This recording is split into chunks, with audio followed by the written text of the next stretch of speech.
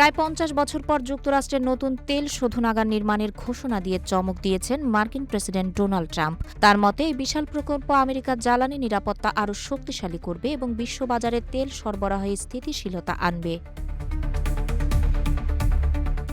মার্কিন president Donald Trump জানান, যুক্তরাষ্ট্রের ব্রাউনসভিল বন্দরে নির্মাণ করা হবে নতুন এক বিশাল তেল শোধনাগার।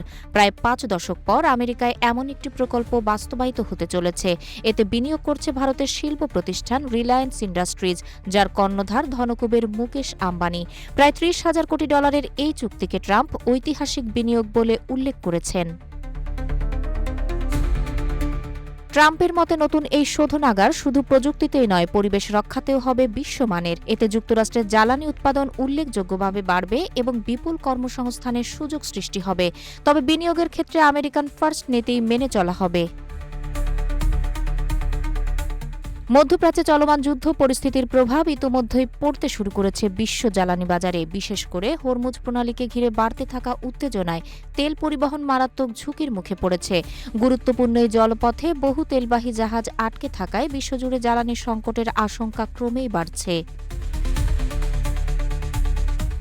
যুক্তরাষ্ট্রে নতুন তেল শোধনাগার তৈরির ঘোষণা বড় পদক্ষেপ হিসেবে দেখা হচ্ছে। ভারতের জামনগরে রিলায়েন্স ইন্ডাস্ট্রিজের পরিচালনায় বিশ্বের অন্যতম বড় রিফাইনারি রয়েছে। সেই ধারাবাহিকতায় এবার আমেরিকাতেও বিশাল বিনিয়োগের মাধ্যমে নতুন অধ্যায় শুরু করছে সংস্থাটি।